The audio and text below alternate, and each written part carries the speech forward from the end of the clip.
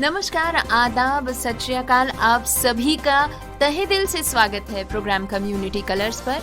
आज शुक्रवार की रात है, रात के 9 बज चुके हैं और हम हाजिर हैं प्रोग्राम कम्युनिटी कलर्स लेकर। इस प्रोग्राम में हम सुनते हैं कोर्ट से आने वाली खबरें, कुछ क्राइम जगत से आने वाली खबरें, टेक न्यूज, जॉब अलर्ट्स। हम इस प्रोग्राम में ऐसी सारी खबरें इंक्लूड करने की पूरी कोशिश करते हैं जिनका सीधा असर और सीधा ताल्लुक होता है डिसेबिलिटी की दुनिया से। दोस्तों, साथ ही साथ प्रोग्राम कम्युनिटी कलर्स एक ऐसा मंच है जहां पर हम आपके लिए लेकर आते हैं DEPWD MSJE यानी department of empowerment of persons with disabilities की तरफ से सोशल मीडिया अपडेट्स, ताकि आपको समय रहते नई स्कीम्स के बारे में पता चल पाए और डिपार्टमेंट के काम के बारे में पता चल पाए, जिससे आप सीधे जुड़ पाए। आशा करते हैं प्रोग्राम कम्युनिटी कलर्स के साथ आप भी उतना ही जुड़ा हुआ महसूस करते हैं जितना कि हम। दोस्तों, हर बार की तरह आज भी समय न गवाते हुए प्रोग्राम की शुरुआत करते हैं न्यूज हेडलाइंस से।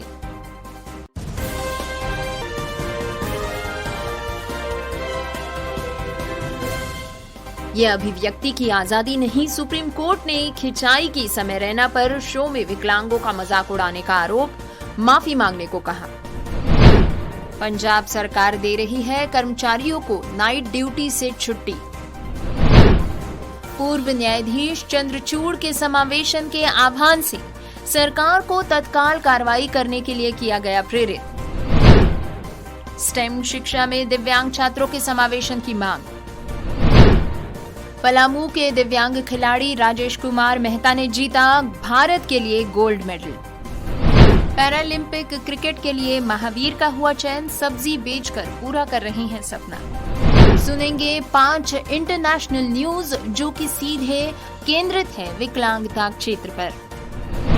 सुनेंगे भारत से आ रही 5 बड़ी विकलांगता संबंधित खबरें। प्रोग्राम कम्युनिटी कलर्स में अभी आपने सुनी आज के शो की हेडलाइंस। प्रोग्राम में अब समय हो चला है आगे बढ़ने का, तो बिना वक्त गवाए आइए सुनते हैं डिटेल्ड न्यूज बुलेटिन।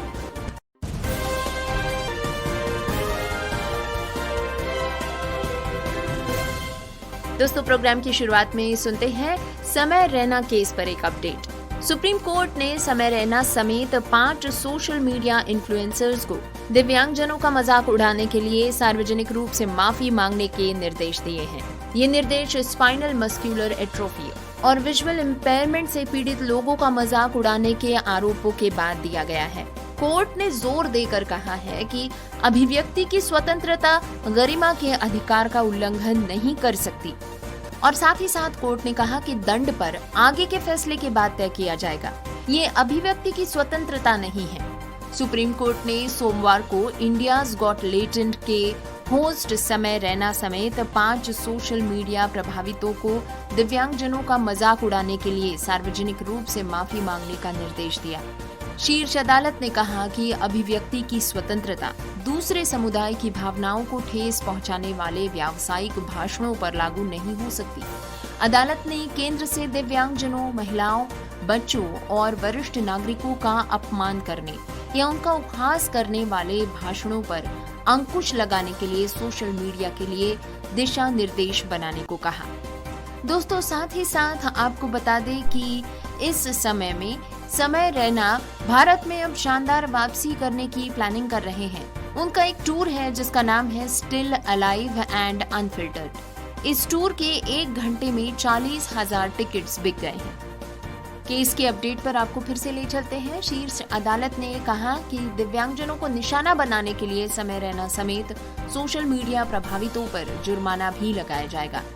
रिपोर्ट के अनुसार सुप्रीम कोर्ट ने कहा है कि सोशल मीडिया नियमों के लिए दिशा निर्देश बिना सोचे समझे नहीं, बल्कि सभी हितधारकों के विचारों वाले व्यापक मानदंडों पर आधारित होने चाहिए। एक रिपोर्ट के अनुसार प्रतिवादियों के वकील ने वचन दिया है कि वे सभी अपने अपने YouTube चैनल्स पर, पॉडकास्ट पर माफी मांगेंगे और अनुपालन की पुष्टि करते हुए हलफनामा भी दाखिल करेंगे। अदालत ने कहा कि इस वचन का पालन करने पर उन्हें फिलहाल व्यक्तिगत रूप से पेश होने से छूट दी जाती है। पीठ ने कहा कि हास्य को अच्छी तरह से लिया जाता है और ये जीवन का एक हिस्सा है। हम खुद पर हंसते हैं, लेकिन जब हम दूसरों पर हंसने लगते हैं और संवेदनशीलता का उल्लंघन करते हैं और इससे सामुदायिक स्तर पर जब हास्य उत्पन्न किया जाता है तो ये समस्याग्रस्त हो जाता है। और ये बात आज के तथाकथित इन्फ्लुएंसर्स को ध्यान में रखनी चाहिए। वे भाषण का व्यावसायीकरण कर रहे हैं। बड़े समुदाय का उपयोग कुछ वर्गों की भावनाओं को आहत करने के लिए नहीं किया जाना चाहिए। ये केवल अभिव्यक्ति की स्वतंत्रता नहीं है। न्यायमूर्ति सूर्यकांत और न्यायमूर्ति जॉय माल्या बागची की पीठ ने ये भी कहा कि जुर्माने का सवाल बाद में तय किया जाएगा। सुनवाई के दौरान न्यायमूर्ति कांत ने टिप्पणी की है कि अधिकारों और कर्तव्यों में संतुलन होना चाहिए। दोस्तों, आपको बता दें कि ये याचिका NGO cure MS foundation of India द्वारा दायर की गई है। अदालत ने पहले ही चेतावनी दी थी कि अभिव्यक्ति की स्वतंत्रता की आड़ में विकलांग लोगों का मजाक उड़ाने की अनुमति नहीं दी जा सकती और प्रभावशाली लोगों के कार्यों को हानिकारक और निराशाजनक बताया गया। रैना और पॉडकास्टर रणवीर अलाहाबादिया पर महाराष्ट्र और असम पुलिस ने मामला दर्ज किया था। अदालत ने पहले अलाहाबादिया को गिरफ्तार किया, इससे अंतरिम सुरक्षा प्रदान की और उनकी टिप्पणियों को अश्लील और समाज को शर्मसार करने वाली गंदी मानसिकता का सबूत भी बताया। दोस्तों, खबर सुनते हैं चंडीगढ़ से। दिव्यांग कर्मचारियों के कल्याण के लिए पंजाब सरकार ने उन्हें नाइट ड्यूटी से छुट्टी देने का फैसला किया है। सामाजिक सुरक्षा, महिला एवं बाल विकास मंत्री डॉक्टर बलजीत कौर ने कहा कि सभी विभागाध्यक्षों को स्पष्ट निर्देश दिए गए हैं कि दृष्टिबाधित और शारीरिक रूप से अक्षम कर्मचारियों को रात्रिकालीन ड्यूटी यानी कि नाइट ड्यूटी न दी जाए। डॉक्टर बलजीत कौर ने बताया कि हाल ही में दिव्यांग कर्मचारियों के संघों के साथ हुई बैठकों में इस बात पर जोर दिया गया कि रात्रिकालीन ड्यूटी दृष्टिबाधित और शारीरिक रूप से अक्षम कर्मचारियों के लिए विशेष रूप से सुरक्षा और आवागमन के मामले में एक गंभीर चुनौती है। उन्होंने कहा कि ये निर्णय मानवीय सरोकारों और कर्मचारियों के समग्र कल्याण को ध्यान में रखते हुए लिया गया है। मंत्री ने आगे बताया कि दिव्यांगजन अधिकार अधिनियम 2016 की धारा 3 और 20 के अनुसार सरकारी कार्यालयों में बाधा मुक्त वातावरण सुनिश्चित करने के लिए पहले ही दिशा निर्देश जारी किए जा चुके हैं ताकि दिव्यांग कर्मचारी सुविधाजनक और सुलभ वातावरण में काम कर सके। इस पर डॉक्टर बलजीत कौर ने आगे कहा कि पंजाब सरकार दिव्यांग व्यक्तियों के अधिकारों की रक्षा और उन्हें सरकारी सेवा में हर संभव सुविधा प्रदान करने के लिए पूरी तरह से प्रतिबद्ध है। उन्होंने कहा कि उनके कल्याण और सशक्तिकरण को सुनिश्चित करने के लिए निरंतर प्रयास किए जा रहे हैं। मंत्री ने आगे बताया कि ये प्रगतिशील निर्णय न केवल दिव्यांग कर्मचारियों का मनोबल बढ़ाएगा बल्कि सरकारी सेवा में उनके सम्मान और सुरक्षा की भावना को भी मजबूत करेगा। सुगमता और गरिमा पर पूर्व न्यायाधीश के भावुक संबोधन ने महाराष्ट्र के आईटी मंत्री आशीष शेलार को समावेशी डिजिटल साक्षरता और नियुक्ति सुधारों पर एक विशेष समिति की घोषणा करने के लिए प्रेरित किया। महाराष्ट्र के कैबिनेट मंत्री आशीष शेलार ने राज्य में समावेशन और सुगम्यता को बढ़ावा देने के लिए नीतिगत उपायों की घोषणा करके न्यायमूर्ति सेवानिवृत्त DY चंद्रचूड़ के दिव्यांगजनों के सामने आने वाली चुनौतियों पर दिए गए एक भावुक भाषण का जवाब दिया है। ये घोषणा राष्ट्रीय और एशियाई समावेशन संसाधन केंद्र में समावेशन और विकलांगता पर जर्नल अनुसंधान, तांत्रिक पुनर्वास और सशक्तिकरण के विमोचन के दौरान की गई। ये केंद्र मुंबई के बांद्रा में स्थित ADAPT यानी able disable all people together संगठन का हिस्सा है, जिसकी स्थापना दिव्यांगजन अधिकारों के अग्रदूत डॉक्टर मिथु अलूर ने की थी। न्यायमूर्ति चंद्रचूड़ ने अपनी 2 दत्तक पुत्रियों प्रियंका और माही, जो नेमालाइन मैलोपैथी नामक एक दुर्लभ तांत्रिका पेशी विकार से पीड़ित है, की परवरिश के बारे में खुलकर बात की। उन्होंने व्यवस्थागत कमियों को दर्शाने के लिए अपने व्यक्तिगत अनुभव का उपयोग किया और सुलभ स्कूल, चिकित्सा विशेषज्ञता और बाधा मुक्त सार्वजनिक स्थान खोजने में आने वाली कठिनाइयों का वर्णन भी किया।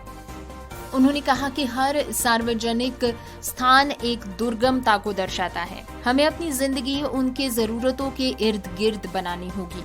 सभी के लिए सुलभता हर स्थान का मूलभूत सिद्धांत बननी चाहिए।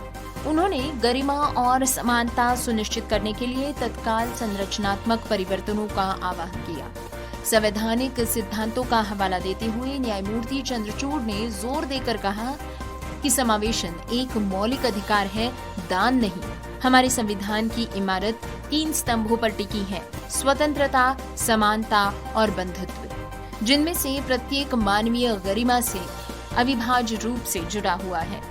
ये चर्म पत्र पर लिखे वाक्यांश नहीं है, ये एक जीवंत गणतंत्र की वास्तुकला है।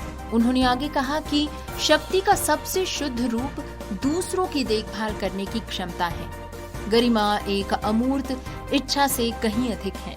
ये एक डिजाइन समस्या है जिसका अभी समाधान किया जाना चाहिए। समावेशन दान नहीं, ये एक डिजाइन विकल्प है जो मानवीय क्षमता को उजागर करता है।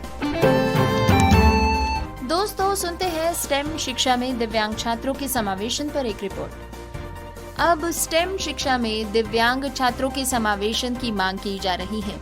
कई संस्थान उन्हें इन विषयों को चुनने से हतोत्साहित करते हैं और प्रयोगशालाओं व अन्य बुनियादी ढांचों तक पहुंच प्रदान करने के लिए पर्याप्त प्रयास नहीं कर रहे हैं। न ही 4% सीटों का आरक्षण सही भावना से लागू किया जा रहा है। स्टेम में शिक्षण और अधिगम स्थल दिव्यांग छात्रों के लिए आसानी से अनुकूल नहीं होते, जो स्वाभाविक रूप से ऐसे विषयों को चुनने से हतोत्साहित हो जाते हैं। दोस्तों, वर्तमान राष्ट्रीय नीति 2020 की बात करें तो शिक्षा में वंचित छात्रों के लिए बढ़ी हुई पहुंच, समानता और समावेशन की परिकल्पना की गई है। ये समाज को वास्तव में समावेशी बनाने की दिशा में एक स्वागत योग्य कदम है, लेकिन ये एक ऐसा आदर्श है जिसकी कोई आकांक्षा ही कर सकता है। सच्चाई ये है कि अधिकांश उच्च शिक्षा संस्थान इसे संभव बनाने के लिए अभी भी लंबा रास्ता तय कर रहे हैं। स्टेम यानी कि science, technology, engineering and mathematics, माने विज्ञान, प्रौद्योगिकी, इंजीनियरिंग और गणित। इन विषयों में शिक्षा की बात आती है तो वास्तविकता बेहद निराशाजनक रूप से भिन्न है। यहाँ तक कि सबसे अधिक वित्त पोषित संस्थानों में भी राष्ट्रीय परिवार स्वास्थ्य सर्वेक्षण 5 के एक अनुमान के अनुसार भारत में 6.3 करोड़ लोग विकलांग हैं। ये कुल जनसंख्या का 5% से कम है। विश्व स्वास्थ्य संगठन के आंकड़ों से भी कम है, जो बताते हैं कि दुनिया भर में लगभग 15% आबादी किसी न किसी प्रकार से विकलांगता से ग्रसित है। दुर्भाग्य से देश भर में वास्तविकता बहुत अलग है। प्राथमिक और माध्यमिक स्तर पर दिव्यांग छात्रों को अक्सर विशेष आवश्यकता वाले स्कूलों में अलग रखा जाता है, जिसका एक अनपेक्षित परिणाम ये होता है कि उच्च शिक्षा तक उनकी पहुंच और अध्ययन के विभिन्न क्षेत्रों से उनका परिचय चयनात्मक और सीमित हो जाता है। दिव्यांग जन अधिकार अधिनियम के तहत सभी सरकारी और सहायता प्राप्त उच्च शिक्षण संस्थानों को दिव्यांग छात्रों के लिए 4% सीटें आरक्षित करनी होती है। चूंकि भारत में अधिकांश उच्च शिक्षा और अनुसंधान संस्थान इसी श्रेणी में आते हैं, स्टेम की श्रेणी में, इसीलिए ये जरूरी है कि इस अधिनियम को व्यावहारिक रूप से मूल भावना से लागू किया जाए। जिन दिव्यांगताओं को इसमें शामिल किया गया है उनमें कम दृष्टि, दृष्टिबाधित होना, श्रवण बाधित होना, गति संबंधित दिव्यांगता, मस्तिष्क में पक्षाघात और संबंधित दिव्यांगताएं, विशिष्ट अधिगम दिव्यांगताएं और ऑटिज्म स्पेक्ट्रम विकार शामिल है।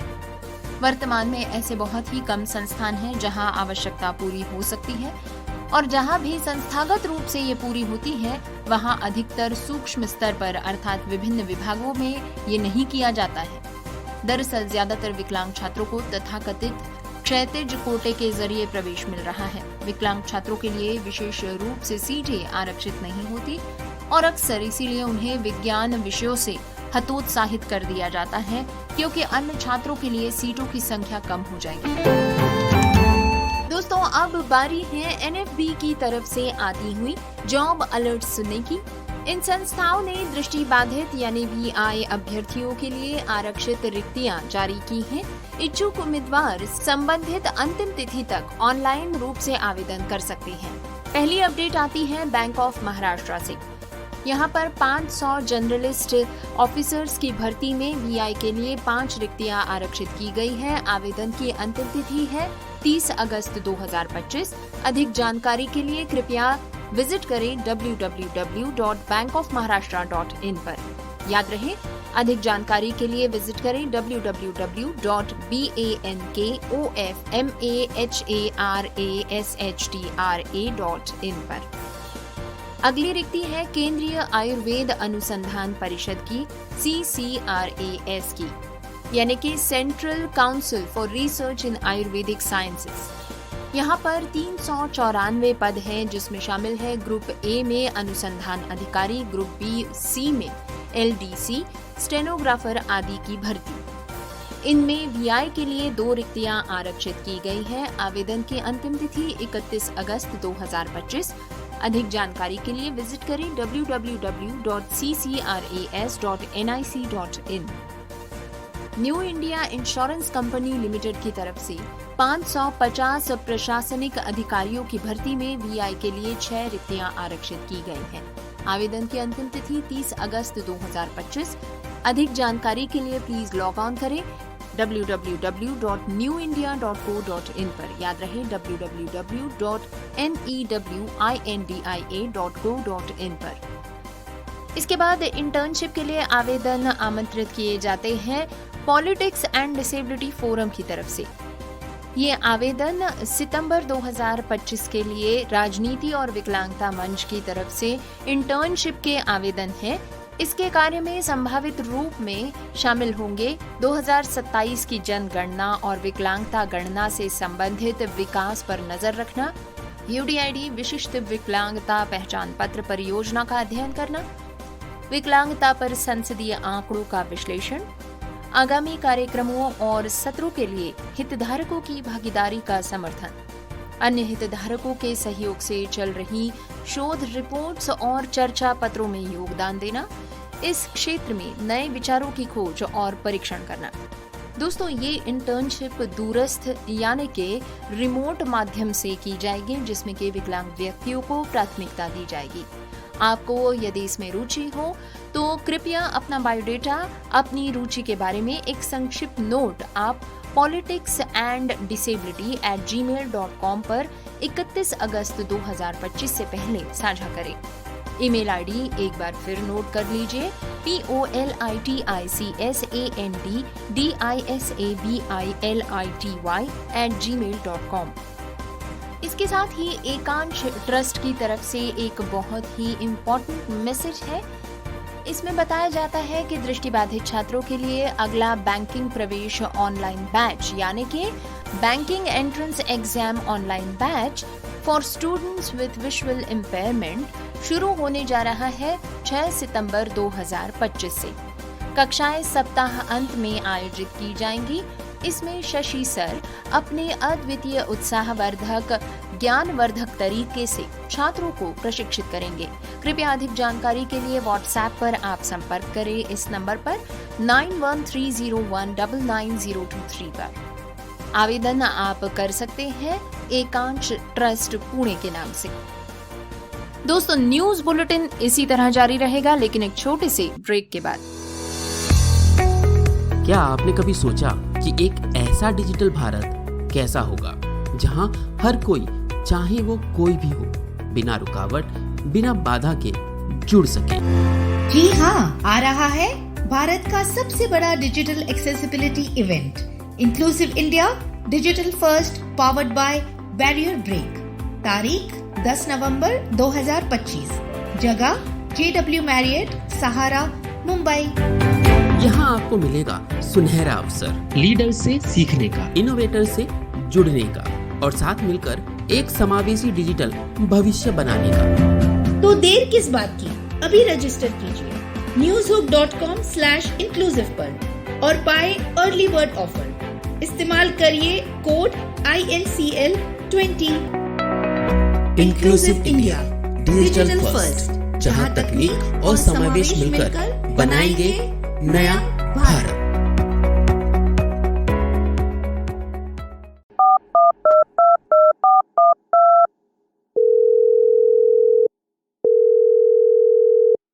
रेडियो उड़ान में आपका स्वागत है।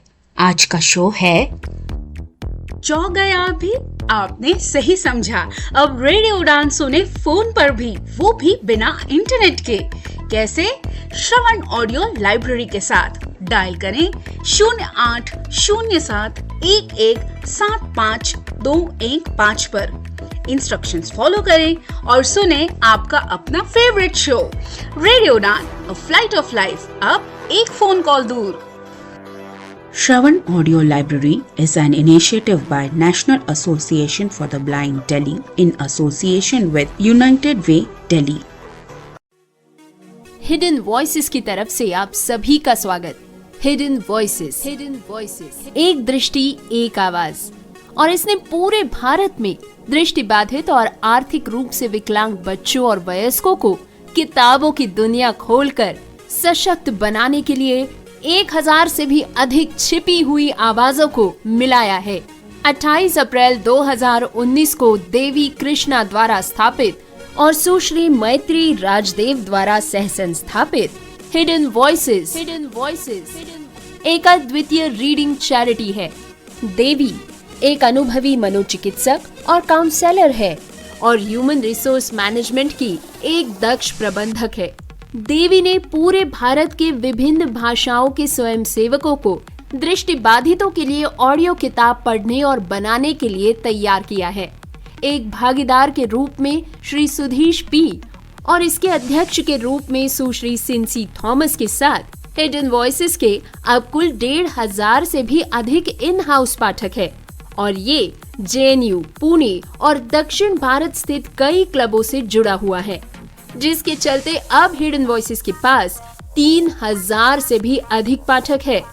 इसमें सबसे छोटे पाठक 5 साल की उम्र से लेकर सबसे बड़े पाठक 82 साल के अनुभव वाले स्वयंसेवक है। पाठकों को उम्र और चुनी गई भाषा के अनुसार ग्रुप्स में बांट दिया जाता है। हिडन वॉइसेस के पास अब लगभग 20 भाषाओं में जानकारी पूर्ण और काल्पनिक दोनों ही तरह की पुस्तकों की एक सूची तैयार है। इन ऑडियो पुस्तकों का उपयोग विभिन्न संस्थानों और समूहों जैसे कि Fergusson college Pune, lit the light, Dyuti, Madras club आदि द्वारा किया गया है। इस कार्यक्रम ने 50,000 से भी अधिक लोगों की जिंदगी को समृद्ध बनाया है। अधिक जानकारी के लिए हमें ईमेल करें hiddenvoices2020@gmail.com पर। क्या आप डिसेबिलिटी के बारे में सटीक और विश्वसनीय जानकारी जानना चाहते हैं? तो विजिट करें disability.390.org। ये वेबसाइट एक ऐसा मंच है जहां आपके सवालों को मिलेंगे विशेषज्ञों से उत्तर। आपको मिलेंगे सेल्फ एडवोकेसी की प्रेरणादायक कहानियों के वीडियोस। इतना ही नहीं, engaging games, valuable resources, inclusive music video और ढेर सारी ऑथेंटिक इंफॉर्मेशन। दिव्यांगता से जुड़े अपने सवालों के जवाब खोजिए, अपनी क्यूरियोसिटी को एक्सप्लोर कीजिए वेबसाइट पर डाइविंग डीप सेगमेंट के साथ। तो देर किस बात की, आज ही विजिट करें disability.390.org और साथ मिलकर बनाएं समावेशी समाज।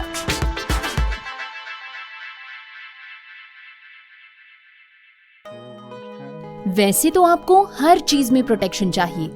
धूप में निकलने से पहले सनस्क्रीन के साथ रेडी रहते हो, क्रिकेट खेलने से पहले नी पैड्स लगाते हो और सोने से पहले मच्छरदानी लगाकर सोते हो। तो बात जब हाथों के जर्म्स की हो, तभी प्रोटेक्शन गायब क्यों? इसीलिए सैवलॉन स्वस्थ इंडिया कहता है, अगर जर्म्स और बीमारियों से रखनी हो दूरी, खाने से पहले हैंड वॉश जरूरी। दिव्यांगजनों के लिए फ्री नौकरी का मौका। कंपनी ब्लूडार्ट। स्थान कीर्ति नगर, मुंडका आदि पद। ऑपरेशन स्टाफ वेतन कंपनी के अनुसार योग्यता 10वीं 12वीं पास। दिव्यांगता हाई LD, लो विजन। आयु 18-38 वर्ष। फ्री ट्रेनिंग प्लस समय पर वेतन। संपर्क करें आईवे हेल्प डेस्क 8800004334। अरे भाई, इंटरनेशनल पर्पल फेस्ट फिर से आ गया है और इस बार और भी बड़ा और भी धमाकेदार। गोवा में 9 से लेकर 12 अक्टूबर तक वही पर्पल एनर्जी, वही अपनेपन की वाइब, बस इस बार और थोड़ा ज्यादा प्यार, पावर और पॉसिबिलिटीज के साथ। अगर आप पहले आ चुके हैं तो आपको तो पता ही है, ये फेस्ट कोई इवेंट नहीं है, ये तो मूवमेंट है। और अगर आप पहली बार आ रहे हैं तो रेडी रहिए, क्योंकि इंटरनेशनल पर्पल फेस्ट बदल देता है आपका नजरिया। ये है इंक्लूसिव दुनिया का सबसे प्यारा जश्न और आप हैं उसके सबसे खास मेहमान। लेकिन क्या आप अब भी सोच रहे हैं कि पर्पल फेस्ट आने के लिए हमें क्या करना होगा? अरे बस इंटरनेशनल पर्पल फेस्ट ऐप खोलो, फटाफट रजिस्ट्रेशन कर लो और तैयार हो जाओ 9 से लेकर 12 अक्टूबर तक इंटरनेशनल पर्पल फेस्ट गोवा में मिलने के लिए। इंटरनेशनल पर्पल फेस्ट गोवा 2025, हर बार कुछ नया, लेकिन फीलिंग वही, अपनेपन और पावर की।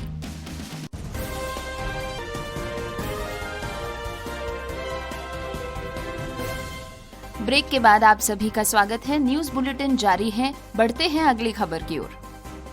दोस्तों अब सुनते हैं एक सक्सेस स्टोरी।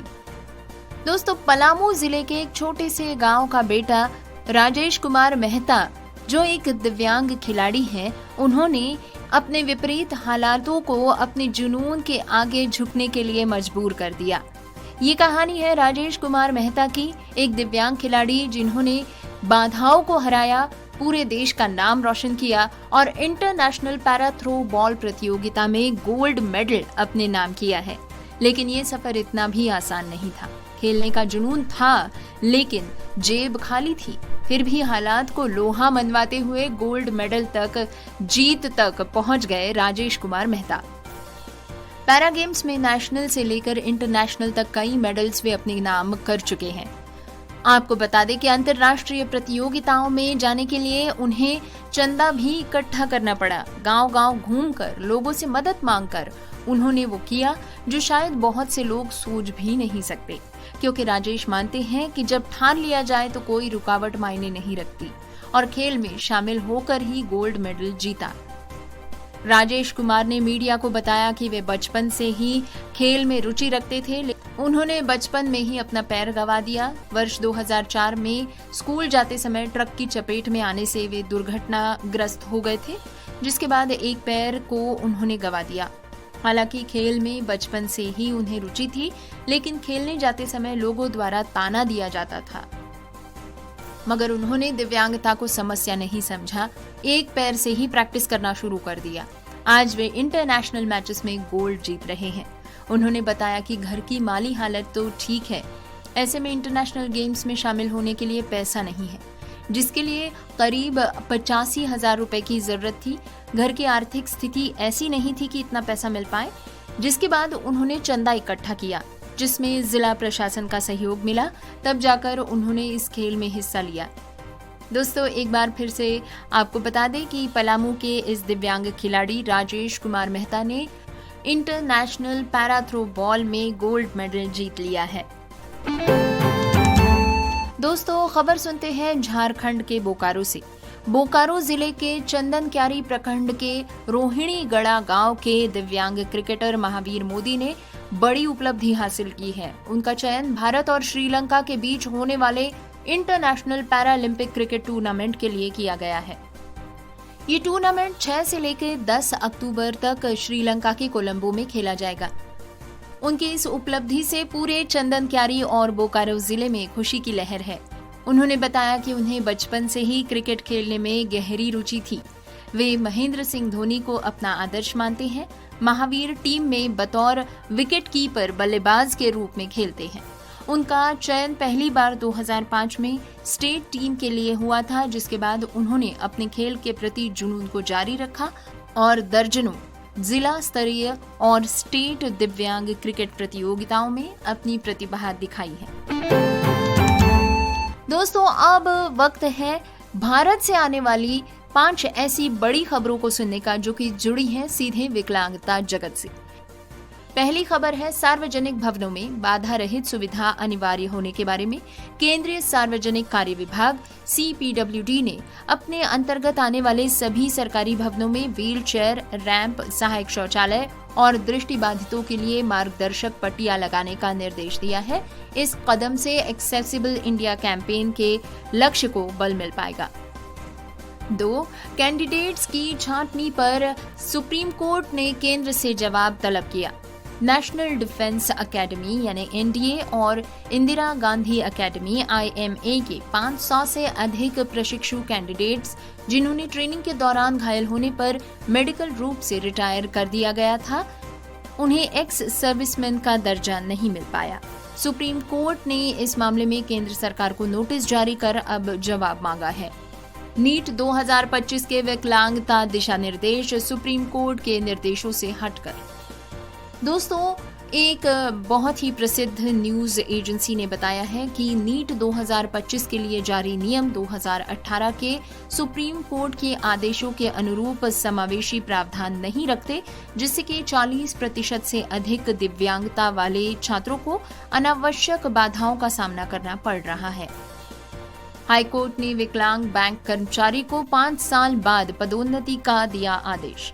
उच्च न्यायालय ने निर्देश दिया है कि एक विकलांग बैंक क्लर्क को पिछले 5 सालों से लंबित पदोन्नति दी जाए, वरना संबंधित अधिकारियों के खिलाफ दंडात्मक कार्रवाई की जाएगी। इस निर्णय से विकलांग कर्मचारियों के कर्मचारी अधिकारों की रक्षा हो पाएगी। 5वीं भारतीय न्यूज है कोयम्बतूर में घर घर राशन वितरण योजना के बारे में। तमिलनाडु के कोयम्बतूर में सीएम अस्पताल ने वृद्धों और विकलांगों के लिए डोर स्टेप राशन सर्विस शुरू की है।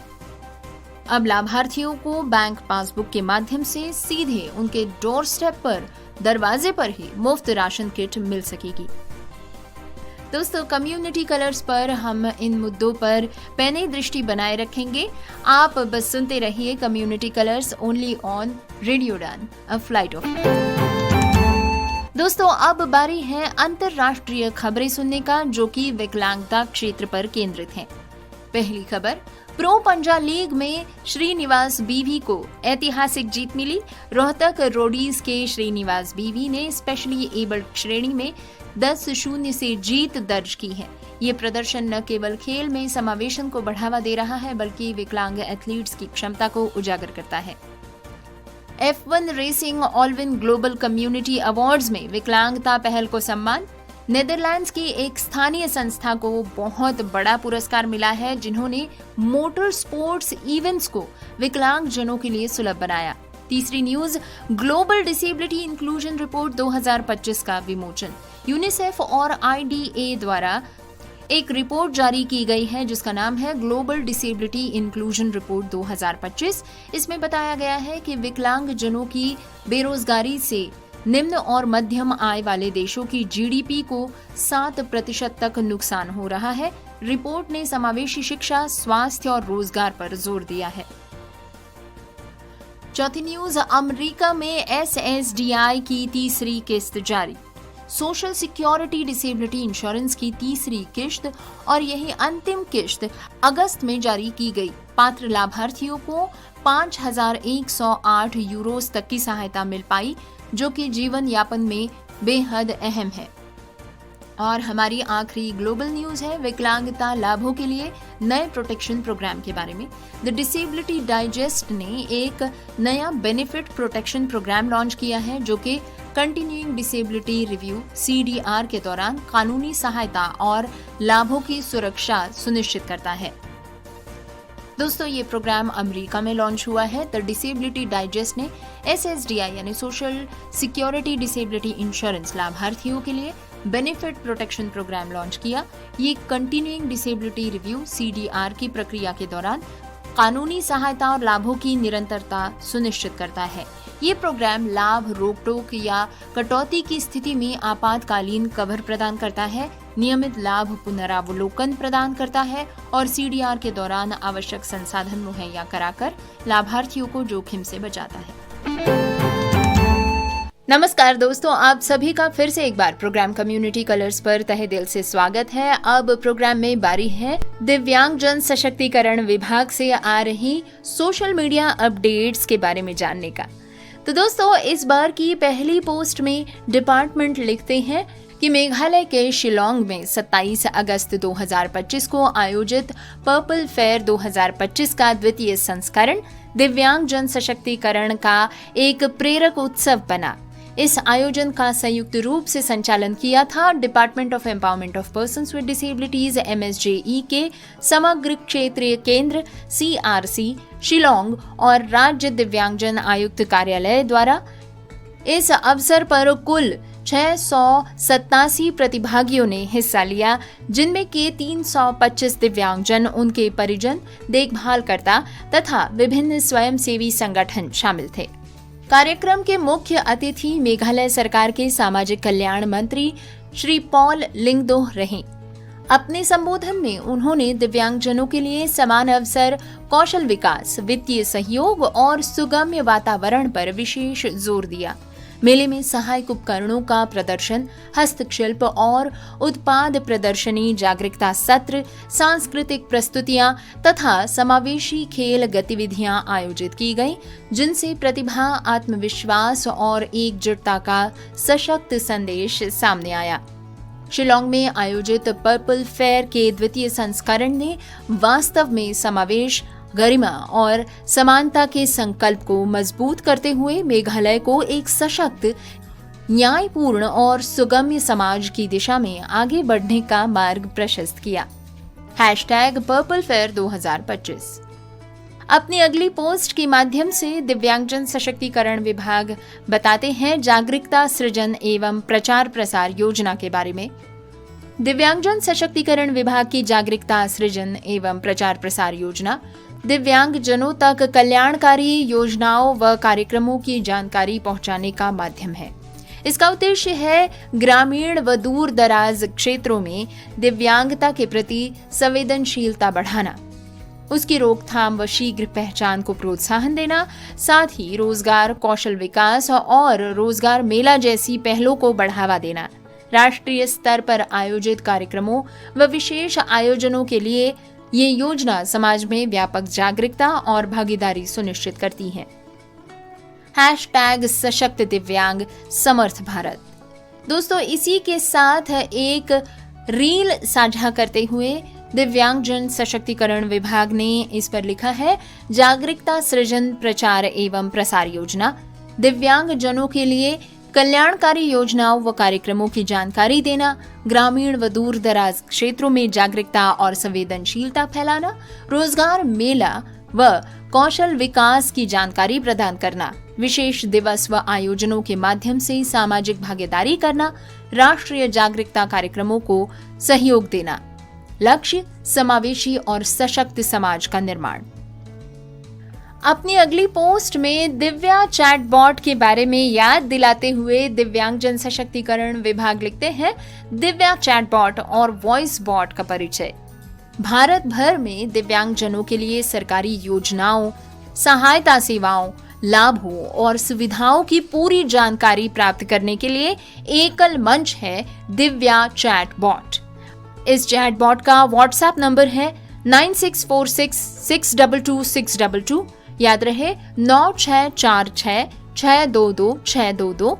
और वॉइस बॉट फोन के लिए आप डायल कर सकते हैं 01144739626। याद रहे 01144739626। इस चैटबॉट का उद्देश्य दिव्यांगजनों के लिए जानकारी को सरल, सुलभ और सशक्त बनाना है। इसके साथ जुड़े ग्राफिक के माध्यम से डिपार्टमेंट लिखते हैं, Divya voice chatbot. Divya chatbot, one-stop platform for persons with disabilities to access information about government schemes, support services, benefits and facilities across India. अपनी अगली पोस्ट के माध्यम से दिव्यांगजन सशक्तिकरण विभाग लिखते हैं, मिलिए डॉक्टर मीनाक्षी वेंकट रमन से, जो तमिलनाडु के नीलगिरी की एक दृढ़ पर्पल एम्बेसडर है। लगभग 30 वर्षों से पार्किंसंस रोग और कॉम्प्लेक्स रीजनल पेन सिंड्रोम से जूझ रही वे एक अग्रणी परिस्थितिकीविद हैं, यानी कि एक पायोनियरिंग इकोलॉजिस्ट। वे समुदायों को जलवायु परिवर्तन के अनुकूल ढलने के लिए सशक्त बना रही हैं। विज्ञान और सहानुभूति का उनका मिश्रण उन्हें पर्पल मूवमेंट की एक सच्ची प्रेरणा बनाता है। गोवा 2025 में अंतर्राष्ट्रीय पर्पल फेस्ट में उनके काम को सेलिब्रेट किया जाएगा। 9 से लेकर 12 अक्टूबर 2025, entertainment society of Goa, Panjim. दोस्तों इसके साथ जुड़े ग्राफिक के माध्यम से डिपार्टमेंट ने डॉक्टर मीनाक्षी वेंकटरामन की एक हंसती मुस्कुराती तस्वीर भी साझा की है। इस तस्वीर के ऊपर उनके नाम के साथ साथ लिखा गया है person with Parkinson's disease, international purple fest Goa 2025। अपनी अगली पोस्ट में डिपार्टमेंट लिखते हैं, UDID पोर्टल पर उपलब्ध बल्क मैसेजिंग सुविधा के माध्यम से व्यक्ति, संगठन, NGO अब लाभार्थियों को उनके राज्य, जिला, आयु, दिव्यांगता के प्रकार और अन्य के अनुसार महत्वपूर्ण संदेश आसानी से भेज सकते हैं। अधिक जानकारी के लिए आप विजिट कर सकते हैं cdnbbsr.s3waas.gov.in। अपनी अगली पोस्ट के माध्यम से दिव्यांगजन सशक्तिकरण विभाग याद दिलाते हैं कि सुलभता कोई अतिरिक्त सुविधा नहीं है। Accessibility isn't an add on. ये एक मानसिकता है, इट्स अ माइंडसेट। सबके लिए निर्मित और सभी के स्वामित्व में, बाधाओं को उनके अस्तित्व में आने से पहले ही तोड़ देना। रैम्प से लेकर कैप्शन और समावेशी डिजाइन तक, ये हर जगह सभी के लिए है। Accessibility is designed for everyone from the start. Accessibility is everyone's responsibility, not just one individual's. It proactively removes barriers built into environments, products and services. Examples: accessible websites, ramps, captions. दोस्तों अगली post में दिव्यांगजन सशक्तिकरण विभाग लिखते हैं कि बिहार की राजधानी पटना में 23 अगस्त शाम को सामाजिक न्याय और अधिकारिता मंत्रालय के दिव्यांगजन सशक्तिकरण विभाग द्वारा आयोजित दिव्य कला मेला का बिहार के माननीय राज्यपाल श्री आरिफ मोहम्मद खान की उपस्थिति में उद्घाटन किया गया। इस दिव्य कला मेले में दिव्य कला शक्ति, दिव्यांगजनों के लिए रोजगार मेला तथा सहायक उपकरण वितरण किए गए। कार्यक्रम में सम्मिलित होकर गर्व और आनंद की अनुभूति की गई।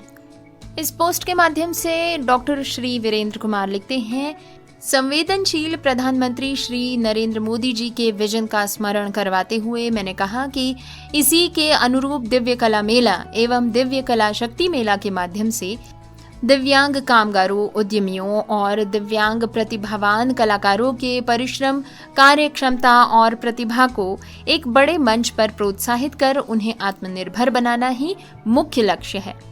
देश भर में अब तक 2 दर्जन से अधिक दिव्य मेलों का सफल आयोजन किया गया है।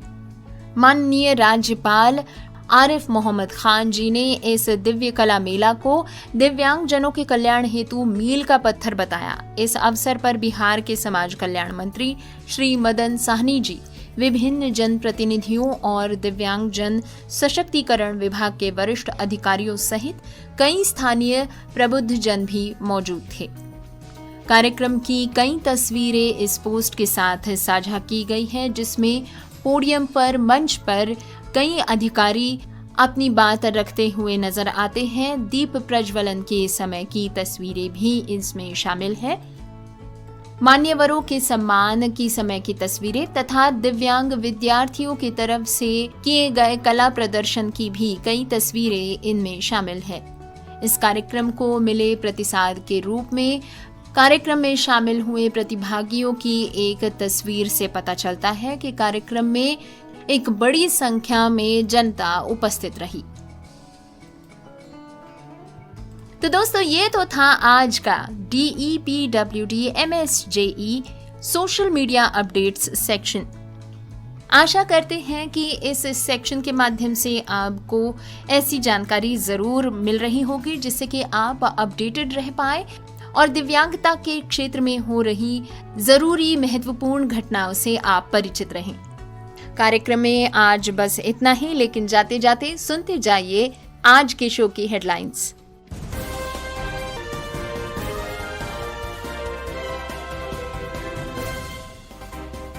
ये अभिव्यक्ति की आजादी नहीं, सुप्रीम कोर्ट ने खिंचाई की समय रैना पर शो में विकलांगों का मजाक उड़ाने का आरोप, माफी मांगने को कहा। पंजाब सरकार दे रही है कर्मचारियों को नाइट ड्यूटी से छुट्टी, पूर्व न्यायाधीश चंद्रचूड़ के समावेशन के आह्वान से सरकार को तत्काल कार्रवाई करने के लिए किया गया प्रेरित। स्टेम शिक्षा में दिव्यांग छात्रों के समावेशन की मांग। पलामू के दिव्यांग खिलाड़ी राजेश कुमार मेहता ने जीता भारत के लिए गोल्ड मेडल। पैरालंपिक क्रिकेट के लिए महावीर का हुआ चयन, सब्जी बेचकर पूरा कर रही हैं सपना। सुनेंगे 5 इंटरनेशनल न्यूज जो कि सीधे केंद्रित है विकलांगता क्षेत्र पर। सुनेंगे भारत से आ रही 5 बड़ी